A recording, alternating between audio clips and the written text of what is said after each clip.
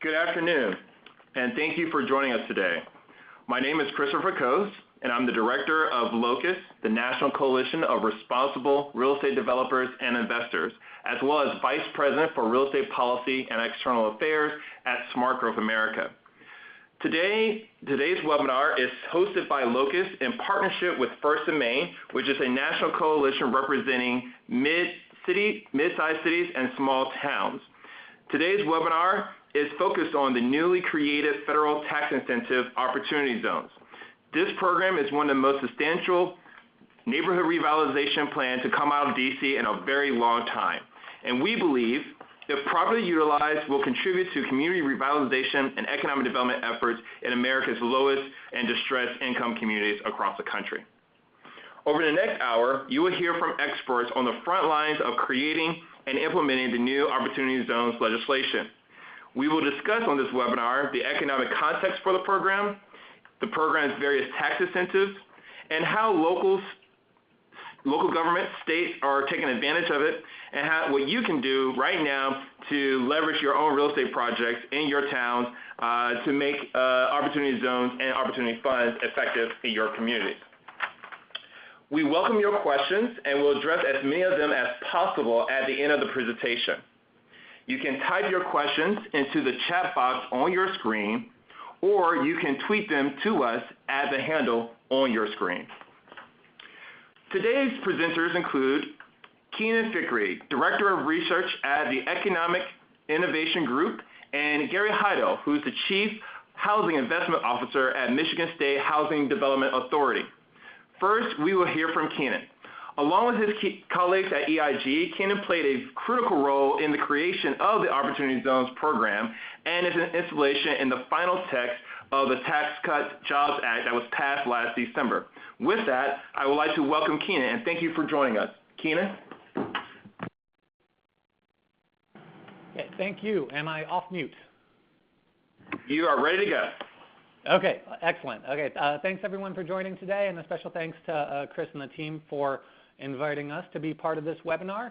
As I said, I'm the Director for Research at the Economic Innovation Group, and we were there at the beginning of Opportunity Zones, and I'm happy to have this opportunity to take you all on that journey with us. So next slide, please. Now, the Opportunity Zones idea and program is really, it's a product of the geographically uneven recovery from the Great Recession. The Great Recession did not cause all of our geographic and economic divides, but it certainly laid them bare. And over the past several years, our understanding of the gaps in well-being across U.S. communities has improved. Those gaps are long-standing, as many of you know, but I think they have come to the fore of the national consciousness in ways that we haven't seen in quite some time. So next slide. Now, what does it, our EIG's Distressed Communities Index combines 7 different metrics of economic well-being into one composite score, and this was one of the prime advocacy tools that got what was the Investing in Opportunity Act or so much bipartisan support in Congress. And we looked at, we ranked all U.S. zip codes on these 7 metrics and classified them into 5 equally weighted tiers, so 5 quintiles, prosperous down to distressed. And if you look at the average performance of a zip code landing in these tiers across different metrics, you see, really astounding differences across communities. You see poverty rates that, 20% point gaps in high school attainment rates and poverty rates in rates of worklessness. But one of the biggest indicators to us that the problem was going to continue to get worse rather than better was that even during prime years of the recovery, the data we're looking at here covers the years 2011 to 2015, you saw extreme growth in prosperous zip codes where employment expanded by almost a quarter, while distressed zip codes continued to lose 6% of their jobs and 6% of their businesses on average over the period. So the gaps already wide were getting wider. Next slide. So our most recent research in a report called Escape Velocity, which came out just a couple months ago, took these communities where they landed on the 2011 to 2015 data that fed into the Distressed Communities Index and said, let's extrapolate back to the year 2000 and see, what trajectory had these communities been on? What's their trend line looked like to land them where they are today? And we see that, the era of unprecedented prosperity that we've been told we're enjoying since the year 2000 is nice if you can afford it, but in our country's most struggling communities, it looks a lot more like a modern depression, where they've been bypassed almost entirely by two recoveries and then hit harder than most other places by two recessions. Now, next slide. Traditional sources of finance do not appear up to the task of kickstarting community renewal and reversing these trends anytime soon. So nearly 1 out of every 4 community banks has disappeared since the year 2008. Some of that's been through mergers and acquisitions, but at the end of the day, it means that if your business model is not attractive to a big bank's algorithm, you're unlikely to get funding. In real terms, small business lending remains down by a quarter and has barely recovered since before the recession. And the highest tolerance risk capital, venture capital, 75% of that is sequestered in just 3 states, and then even narrowly when you chop it down by industries, and then narrowly again by demographics. Next slide. Even access to mission-oriented capital is deeply uneven. So for all of the good that community development financial institutions achieve in communities across the country, over a quarter of U.S. counties received no CDFI funding at all from 2011 to 2015. And really, it's under a quarter that received any meaningful investment on a per capita basis. So there's just simply not enough money in the community development finance game to start to change these national trend lines. And even philanthropies and foundations end up looking a lot like venture capital when you look at how concentrated their investment is in particular markets or among particular stakeholders who have the capacity to engage in the grant writing and speak the same language as donors based in New York and elsewhere. So the next slide. The Opportunity Zones legislation it all started with a white paper back in, I think 2013 it was, bipartisan white paper, which was EIG's first published research product. That was co-authored by Jared Bernstein, who had just finished up being Joe Biden's chief economist on the left, and then by Kevin Hassett, who at the time was the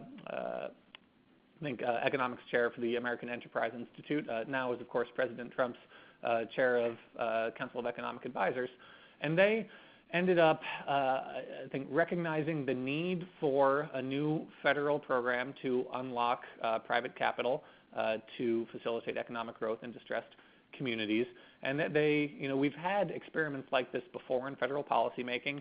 I think you can debate whether or not they've been successful, but we've certainly learned a lot of lessons from the experiments that have been done in the past. And here in this white paper, they kind of teased out those lessons and then sketched out what an alternative that could really move capital at scale and would be lower cost to the taxpayer and more market-based, what that would look like. It turned into a bill that was called the Investing in Opportunity Act before it got wrapped into the tax reform package at the end of last year. That piece of legislation was spearheaded by Senators Cory Booker and Tim Scott from the left and right in the Senate, and then by Representatives Ron Kind and Pat Tiberi from the left and right, again, respectively, in the House of Representatives. And by the time it was rolled into the tax reform legislation, it had 100 co-sponsors of both parties. So real broad bipartisan support for the idea. Next slide. So what is it? It's designed to be a simple, flexible vehicle for investors to take a bet on and direct stake in the future of communities that today are struggling. It is relatively narrow in that it targets a very specific but very large pot of capital in the U.S. economy, and that's capital that right now is tied up in capital gains elsewhere. So, we're at Asset prices are near historical highs. The stock market is, until this week, it was still reaching record highs every day. That's a lot of kind of idle financialized capital waiting on the sidelines of the economy. The idea is, what if we could take just a fraction of the winnings that investors are sitting on from this recent period of growth and get that dedicated towards, or channel that towards community development and get that dedicated in investing in a future for U.S. communities. The idea is that ultimately, or the model that's part of this program is that a new asset class and almost a new sub-industry of the financial industry should be born here, with opportunity funds being a new option for investors to place their money, and opportunity zone assets being, as I said, a new asset class. And then, as Chris mentioned, this is the first new national community investment program in at least over 15 years, and it has the potential to be one of the largest distressed community stimulus efforts that we've seen in a long time. So before we get into kind of what this actually is, I think it's helpful to kind of compare it side by side to past efforts right away. So what makes, next slide please. What makes Opportunity Zones so unique? It is an investor incentive, and it pertains exclusively to capital gains, both on the front end, that's the money that's incented to go in today, and then on the back end, the biggest benefit to investors is if they hold their Opportunity Zone asset for at least 10 years, they don't have to pay any capital gains on that new investment that they made in an Opportunity Zone. Other programs or most economic development incentives, as typically conceived, go towards single corporations, and that's not the case here. You're asking investors to really work their magic and invest in the future and put their skin in the game to make that happen. It's also designed to concentrate capital rather than diffuse it like some other programs. I think some people probably wondered why governors had to down select, why only 25% of their low-income census tracts would be eligible for investment here. Why not all of them? And that's because this piecemeal approach of kind of sprinkling capital and investment all across the map ends up potentially giving a little bit to a lot of people, but not enough to really systemically catalyze change in a meaningful way anywhere. So here, especially when the incentive is tied to the appreciation in value of the investments that investors find in Opportunity Zones, you want to concentrate that capital to increase the chance of appreciation. It also rewards patient capital. All incentives here are not tied to signing any papers or putting any shovels in the ground. They're tied to the longevity of the investment, and the biggest incentive coming if investors hold it for 10 years. And it's an equity capital program. It is not a debt or loan program.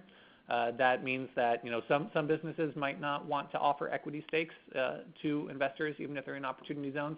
They then can forego Opportunity Zone financing, but for others, equity capital is often the scarcer form in these communities.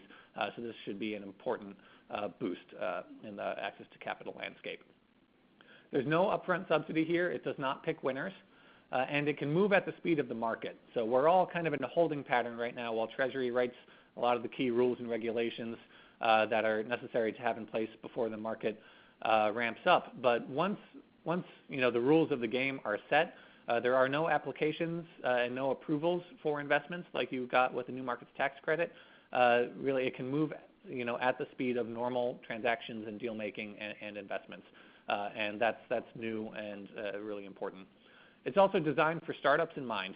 We'll get into over the course of this call some of the particulars of the program that make it more likely to finance new and operating businesses than some past efforts did. Again, New Markets Tax Credit would be an example there. And it's also, it's not designed to award a big incumbent company looking to make its next site location facility. I think they get enough help from others already. And lastly, it gives investors an actual stake in the community's future. It doesn't reward them for making an investment. It rewards them for, creating a valuable company or bringing market activity back to a main street or something where that was previously a weak market scenario. So next slide, please. So what makes it so promising? I'd say three characteristics. Its flexibility, its scalability, and its simplicity. So on flexibility, the needs of U.S. communities are really diverse, and opportunity zones can invest in, or opportunity zones and funds can support a wide variety of mutually reinforcing activities. You could envision a group of opportunity funds, buying brownfield assets along a main street, refurbishing them, building totally new housing projects or commercial developments along that same street, and investing in the companies that would then occupy those spaces and become the employment providers down the road. So funds doesn't have to invest in all those things, but funds can invest in any number of them. Also, there's scalability. There is no statutory cap here on the amount of capital that can flow into opportunity zones. So the scale of this program is going to be where the supply curve meets the demand curve. So where investor appetite meets the number of investable opportunities in the country's opportunity zones. And then lastly, simplicity. It probably doesn't seem very simple at this point while everything's new, but eventually, because there are no approvals or anything, investors are going to know, what's in and what's not, and they don't have hiring stipulations to meet. They don't have, local purchasing requirements to meet or anything like that. So they'll be able to, any criteria that you layer on something leads to, increased risk aversion and less uptake among investors. So that was a lesson learned from past programs that, keep it simple and let the dollars flow. So next slide, please. There are three components of zones, or three components of the Opportunity Zones program. Break it down into zones, funds, and investments. So zones, the map is set. You were all, or many folks on this call were probably involved in designating the zones in their communities. So those, any businesses that start or expand in those facilities are now, in those communities, are now eligible Opportunity Zone businesses if they wish to be. And any, property, brownfields, or vacant sites are ready to be invested in by opportunity funds. Then opportunity funds, we'll get into this more later, but essentially all investment that wants to take advantage of the tax benefits inherent in the Opportunity Zones provision of the tax code. Now, they need to flow through funds, which opportunity funds is a very flexible vehicle. They can be any size, they can be any kind of degree of management expertise, they can be closely held, or they can be kind of more like a mutual fund with lots of different investors and professional managers. The market's going to determine, what this fund landscape looks like, and I hope many of you on this call are also involved in conversations around, potentially standing up funds in your community that are committed to gathering local capital and then making sure that it stays investing in the company's locality's future. And lastly, investments. So there are three types of things, asset classes that opportunity funds can invest in. One would be the originally issued stocks of Opportunity Zone businesses, so new issue stocks or an increased number of or new shares in an existing business. Second one would be partnership interests. This would apply to many real estate development projects, of course. And then opportunity funds can own tangible business property directly themselves. And I'm sure we'll get into more of those scenarios as we proceed. Next slide. So back to the map of opportunity zones. The map is now in place. It was, I believe, a week and a half ago now that Treasury certified the opportunity zones from the last 4 states. So we know now that in the 50 states plus DC, so not including the territories, there are 31.3 million Americans living in opportunity zones. Zones are currently housing 24 million jobs and 1.6 million business establishments. They are just over 3/4 metropolitan and just under 1/4 non-metropolitan. But if you break it out by the zip code, the density of the zip code they're in, it's more equally divided between rural, suburban, and urban. So we have a real variety of places here. I didn't include a slide kind of profiling what the opportunity zones are across poverty rates and median income ratio. and things like that. But suffice it to say that the governors ended up nominating places that were needier than they needed to in this process, which I think was good and allayed a lot of the concerns and fears that some stakeholders had up front, that governors would choose places that maybe didn't actually need the incentive. So next slide. So to tee up the conversation, I think that localities should aim big when they think of what opportunity zones can finance. It's really flexible. They can finance, startups. They can finance housing. They can finance commercial developments. Next slide. They can also, be used in tools for building an innovation district. They should layer on top of your, existing brownfield incentives or plans to refurbish either, historical properties or structures that have fallen into disrepair or long-term, large tract pieces of blight. Opportunity zones should really change the economics of brownfield investment at the margins in important ways.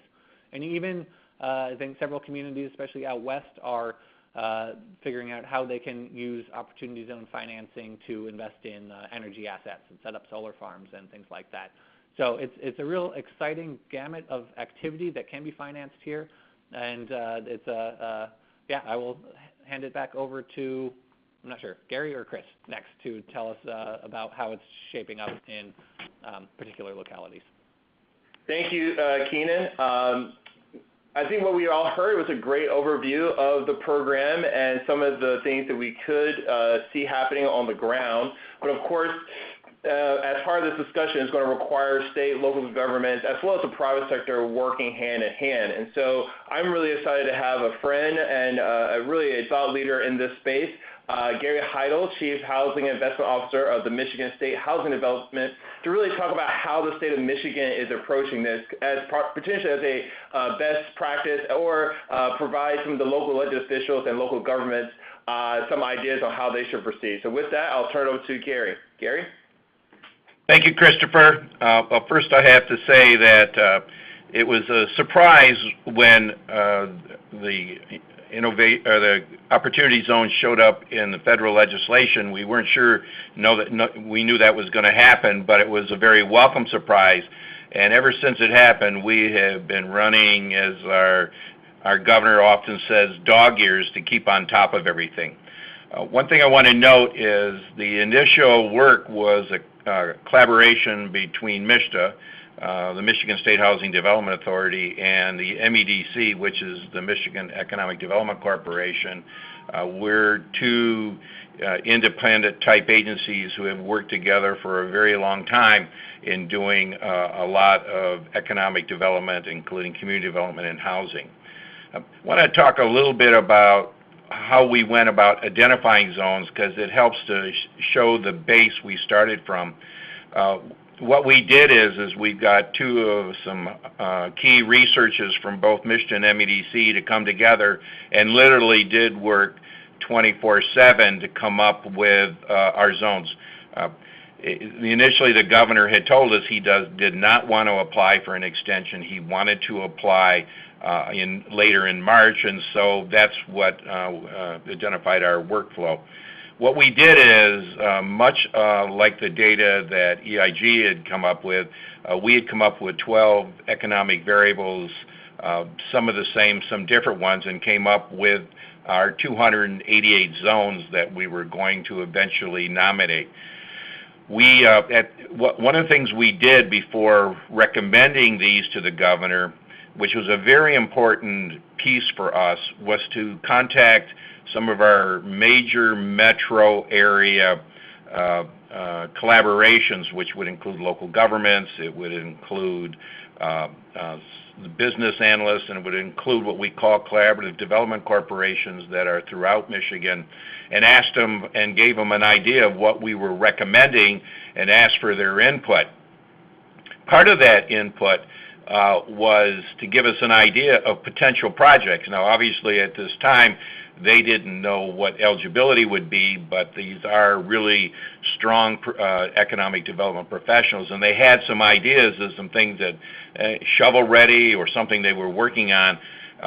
Part of that was also they gave us some changes to the zones we had recommended. So when we finally did go to the governor, our listing was based on certain economic variables, but also it was based on types of real projects that could be potential for financing through this tax incentive.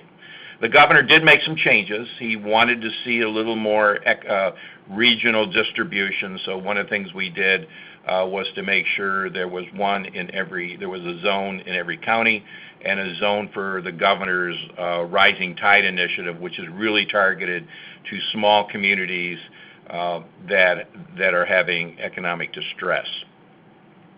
A key part of our whole strategy has been something that's been going on in Michigan since the governor's election 7.5 years ago, and that is the Regional Prosperity Initiative. So Michigan has been divided into 10 areas throughout the state.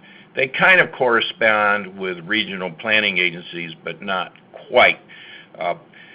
And in each one of these regional areas, state agencies have had to identify a lead person, but also they have to identify field staff who will work in those regions with local governments, economic development agencies, and things like that.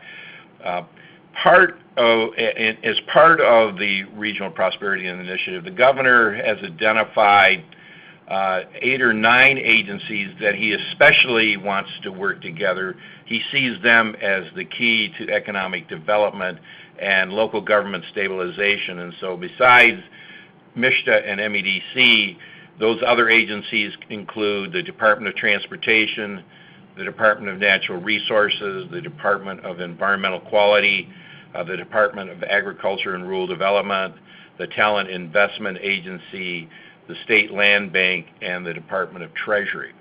Those agencies work together in Lansing as part of a senior staff group talking about policy, how they interrelate with one another, and driving the governor's placemaking and talent attraction strategy.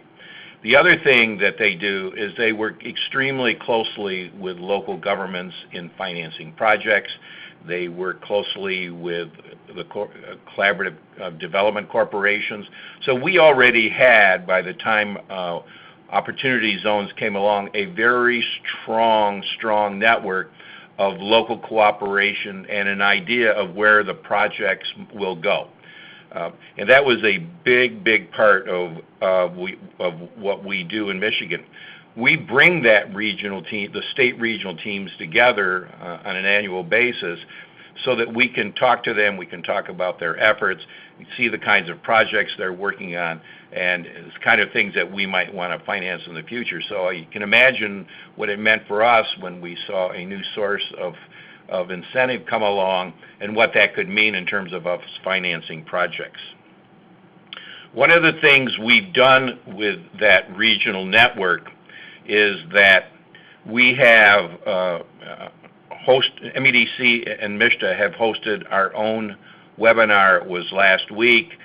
We had over 150 of these target groups on that webinar talking about some of the things that you heard earlier about the basis of opportunity zones, what they are, what it means, answering a lot of technical questions about the things they might be thinking about and what the kind of things they want to be talking about locally.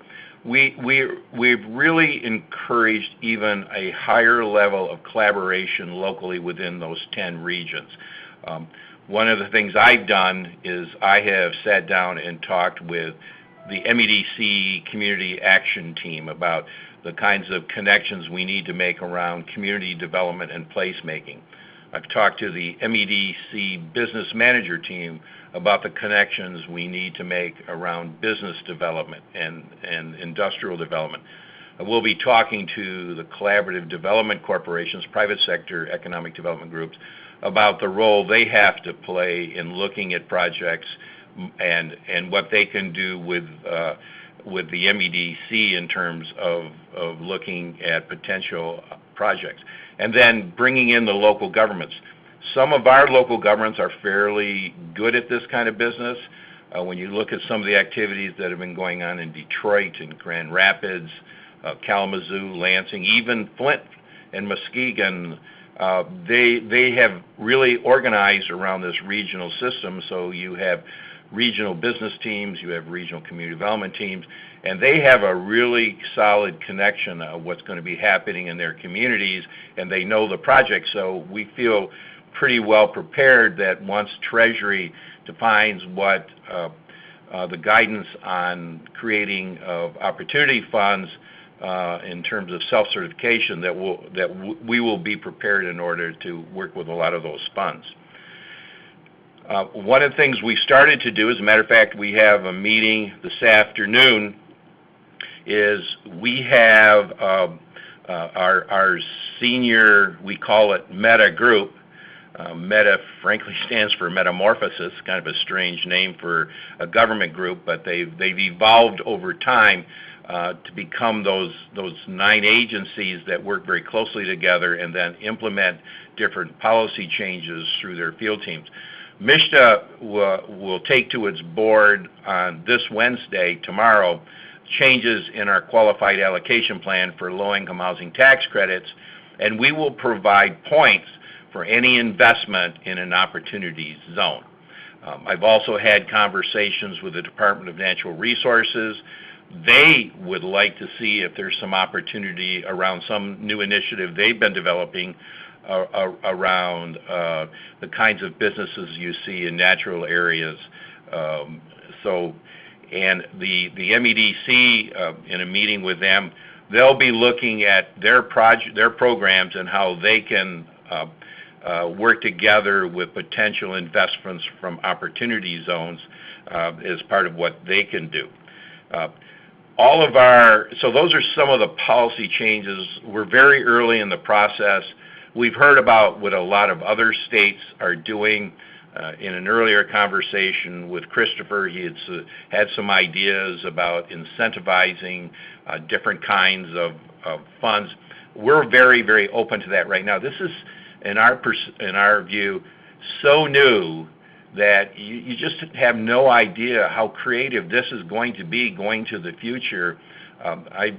I've been working in economic development for a few decades. I've never quite seen anything like this. So this is going to be very interesting. We are putting, in terms of communication, we're putting all of our information that we have on our website, which is www.michigan.gov/MSHDA. So that's the way that we're starting to communicate with our Michigan team that's going to be very involved in all of this. We're also having a lot of conversations. I'm getting out and meeting with various regional groups. I was in the Kalamazoo area, which is in West Michigan. I've been up north talking to local government officials in the UP, and we'll be continuing to do more of that. One of the things we've started having too is we've actually been having investors who want to create funds come to us and have some interest in some things they may want to do. For example, I did have an investor who has social impact investors as part of their organization, and they're planning to create a fund, but what they want to do is they want to invest in affordable direct lending projects that require bond financing in conjunction with low-income housing tax credit in the Detroit opportunity zones.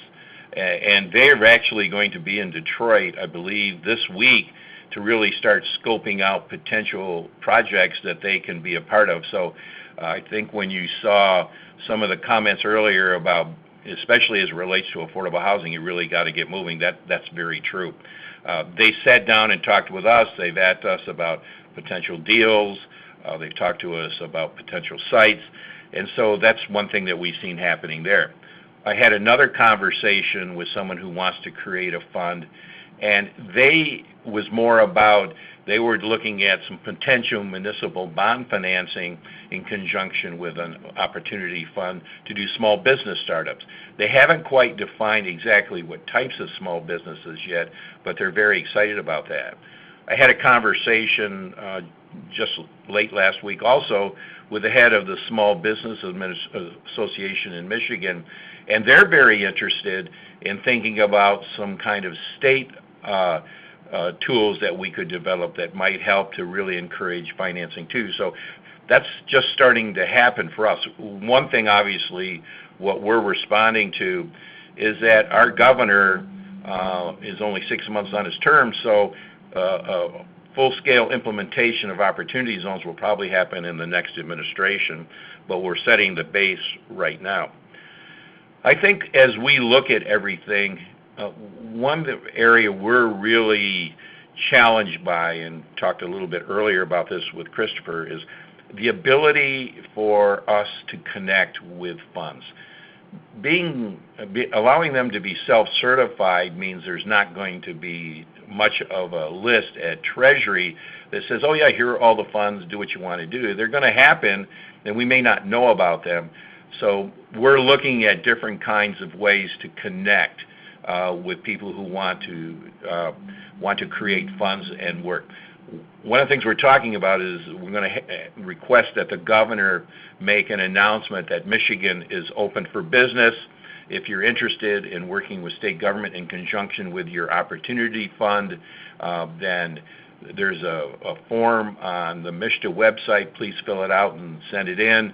What we will then do with that is look at the type of fund portfolio they're trying to create, and we will move that to various state agencies so that they can make connections and see how we can work with funds who have a particular type of thing. And I think the other thing we're going to be doing is connecting more with some of our metro areas where we see a real opportunity to do some different things. A challenge will be for us is working in some of our small towns and rural areas, but we do have a lot of agribusiness going on out there and some other kinds of things, and we're looking for ways to maybe provide them some technical assistance to help them have a vision of what kind of things they would like to see invested in their community, and talking with some groups on how that might be done. So that's where we're at right now. It's very exciting. I think this is about one of the third biggest initiatives I've worked on in my career coming out of the federal government. It is certainly one of the most exciting. Thank you. Thank you, Gary. As I think we've heard a really great overview of the program, and really hearing on the front lines how a state like Michigan, who really was one of the first states to really create a very good process on integrating and designating their opportunity zones, and then begin to think about how they can leverage that. With that, I want to spend a couple of minutes talk about some of the resources that we have here at Smart Growth America, Locust, and at First and Main, and also provide some observations based on conversations we are having with the real estate industry that may be applicable, that may hopefully give you some ideas on how you should take advantage of this program. First and foremost, about a month and a half ago, Locust, working with our colleagues at Smart Growth America, launched the Locust Opportunity Zones Navigator, which is an interactive map for individuals and organizations who are interested in understanding the economics, the housing affordability, as well as other development opportunities like transit-oriented development that are in opportunity zones. So you could either go to our website right now, you can type in your address, and you can find out whether or not your opportunity zone has transit, brownfields, as well as provide you housing and transportation data, and so much more. Next slide. In addition to that, one of the things that we have been working on nationwide is better understanding how the opportunity zones can actually achieve equitable development. And from our perspective at Locust, we believe in order to truly achieve equitable development through this tax incentive, it's going to require governments, advocates, foundations, and the private sector working together to ensure this program is a success. As both Keenan and Gary alluded to, this is a market-based approach to economic and community revitalization. And for our community revitalization efforts to truly be beneficial to the community, it's going to require everyone to set up the policies in place. And so what I want to do now is just kind of talk about some of the main actions we believe for the various stakeholders should be doing today before the Treasury release their final guidelines. Number one, as Gary highlighted in his comments, and as Keenan had pointed out before, there are a lot of private interests in the Opportunity Zone and Opportunity Fund discussion. As Keenan pointed out in his presentation, there's over $6 trillion of unrealized capital gains. One of the things we recognize at Locust that there are over 8,700 Opportunity Zone census tracts in Opportunity Zones, and they are not all created equally. We believe that if this program is going to be successful, it is going to be incumbent on the state and local government to inspire confidence in a private sector or private investor to invest in their communities. What do we see? How do we see that happening? Number one, we believe that states and localities that work collaboratively to create their own opportunity funds and have identified specific project pipelines, whether it's startups, whether it's housing projects or economic revitalization projects, those communities that have done that will be more likely to rise to the top of the list of interest for real estate investors versus to the lower of the list. Secondly, now is the time, not tomorrow, not 3 months from now, not next year, but now is the time for communities to do an assessment of what would happen if the Opportunity Zones was a success in your communities. Are you sure that you're protecting your current vulnerable populations, whether it's residents or small businesses? And so one of the things that we are seeing across the country is that a number of communities are beginning to think about implementing do no harm policies. For example, inclusionary housing policy to ensure that any new development has reserved housing for middle income and low income families. Secondly, making sure that property taxes for elderly do not go up too high if the market shifts or accelerates. Those are examples of some of those do no harm policies that localities and states should be putting in place. And lastly, as Gary had pointed out, because there's no reporting from the federal government and because most of this program is in private hands, you and I all have potentially, if we're blessed, to have unrealized capital gains, whether in our stock or in investment properties or in other ways. Those decisions are being made by private individuals and corporations.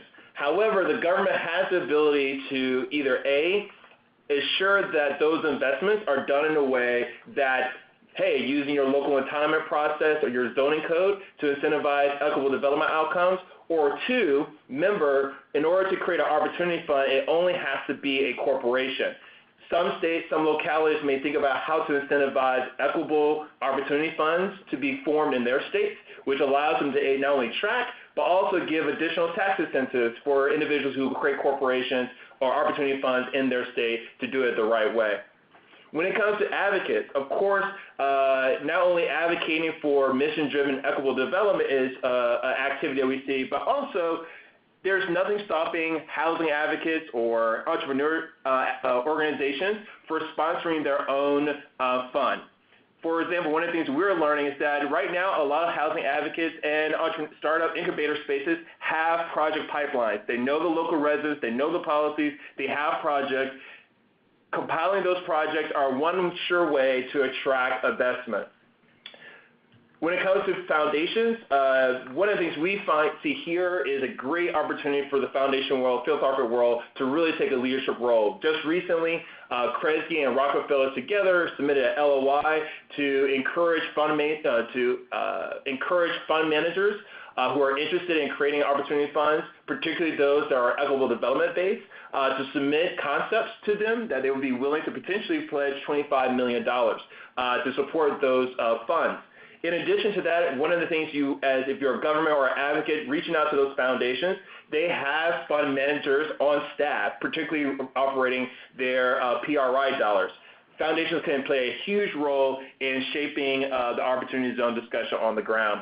And then lastly, from the private sector, there are a whole host of issues and ways that the private sector can support this program. But number one, I think from our experience in Locust, is that developers all the time and investors recognize that if you invest in a project, no one wants bad news. No one wants bad PR. And one sure way to do that is to ensure that in your business practice that you actually incorporate equitable development principles. Here at Locust, we subscribe to what is called the triple bottom line perspective, that not only should you be caring about profit, but your project should also benefit the people and also benefit the planet. Also, we recognize that this program, as Keenan pointed out, is a 10-year, has a 10-year horizon. The longer your investments are in a community, the more tax benefit you get. However, because of the level of uncertainty that both Gary and Keenan had discussed, we recognize that the projects that will most likely not only maintain value of your original investment, but also will provide triple bottom line outcomes for the community are those projects that prioritize smart growth investments, that prioritize transit-oriented development, but also private sector projects that self-report are more likely to get greater community buy-in.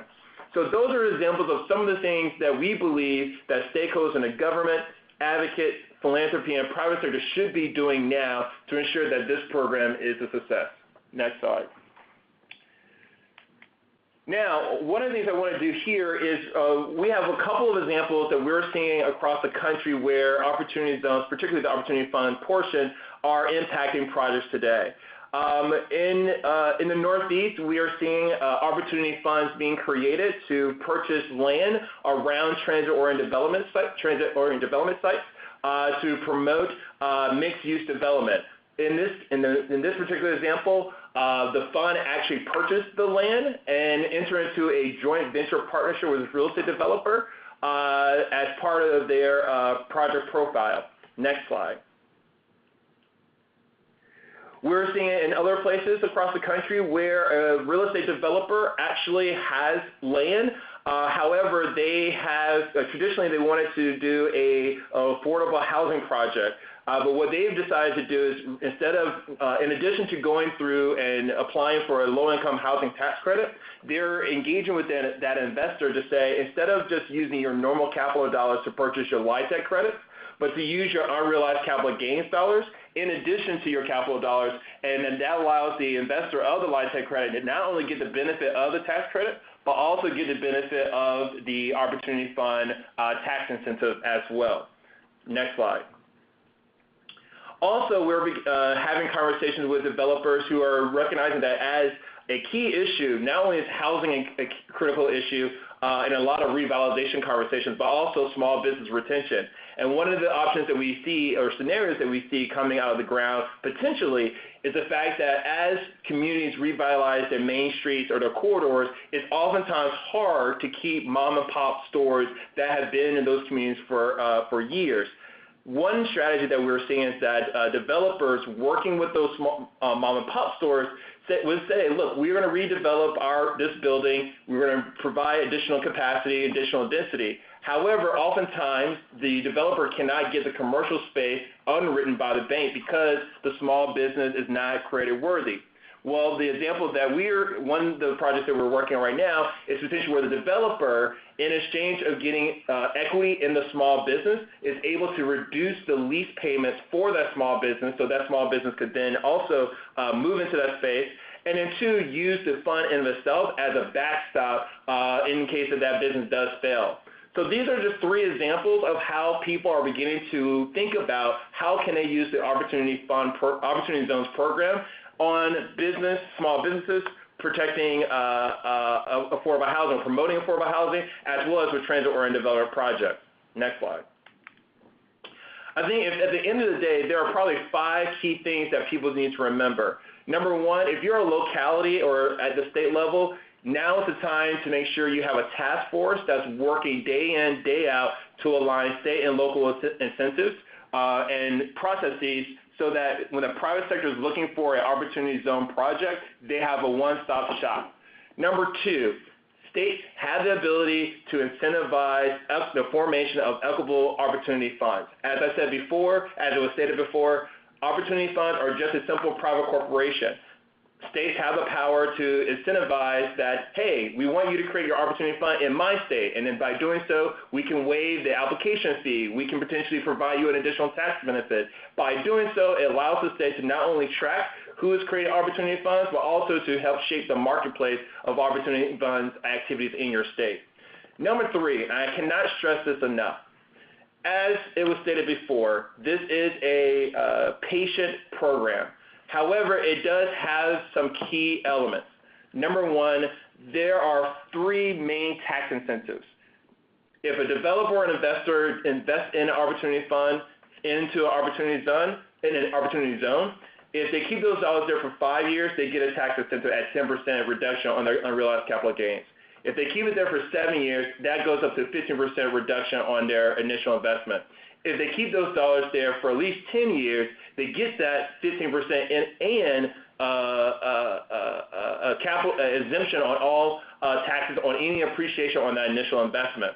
The issue here is that really means a city and locality has to understand the investment strategy of the investor. Every investor is not going to be a long-term investor. Every investor may not be a short-term investor, but understanding that your projects are aligned with their risk model.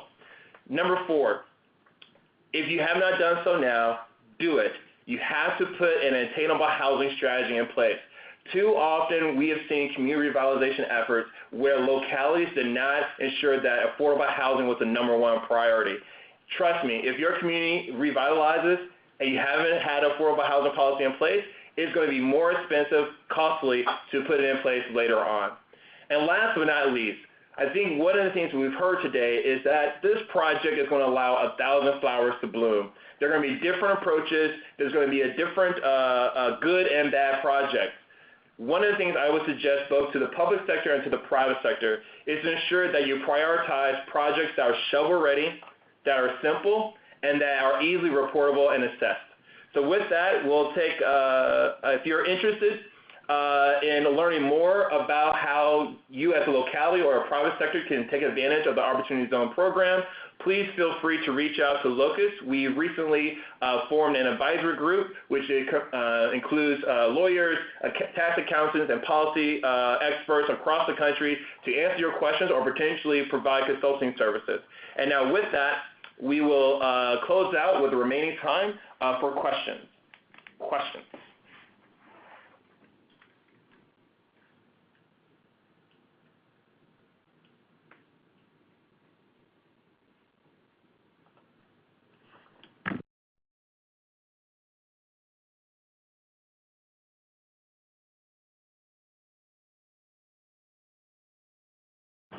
All right, so the first question we have coming up is, do we know when the Treasury will be releasing their guidelines on the certification process for the Opportunity Fund? So the short answer of that is initially we were under anticipation that Treasury will be releasing their guidance early summer, but now we're hearing from Treasury that that will be pushed back to later this year.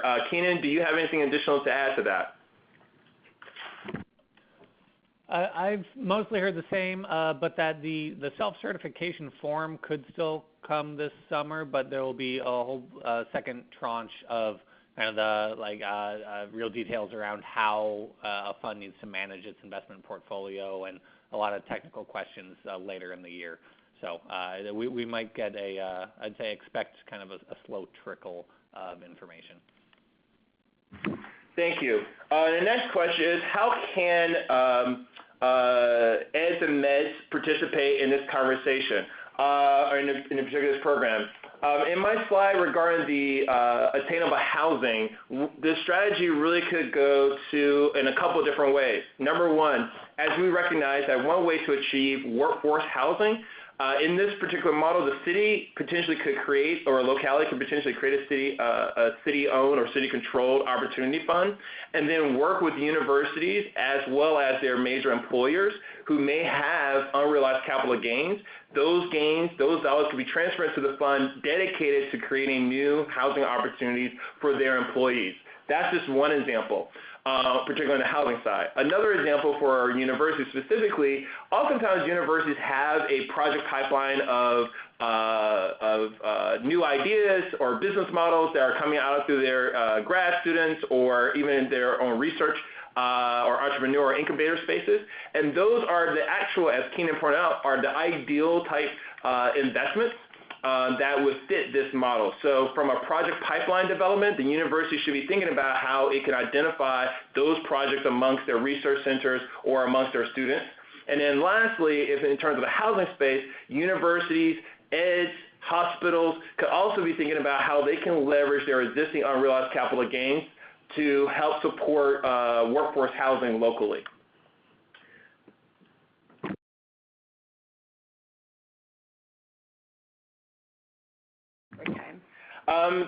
Next question is, how can success be measured over time? And this is really largely to, and I think I'll turn that over to Keenan to answer that. Keenan, from EIG's perspective, what's the definition of success?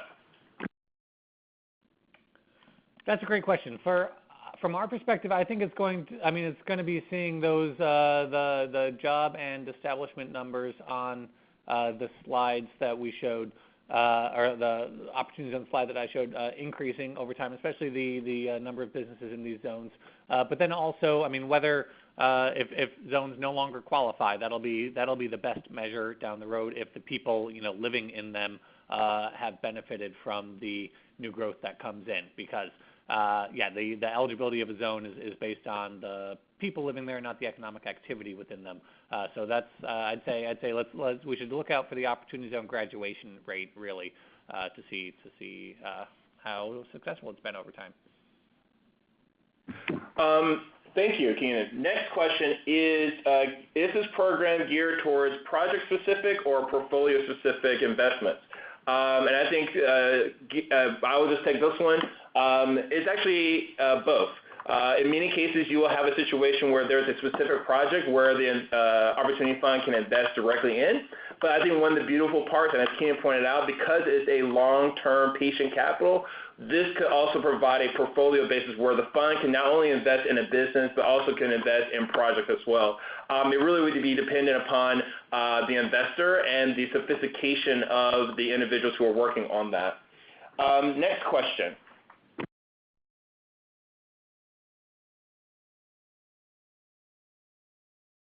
Qualify as a zone.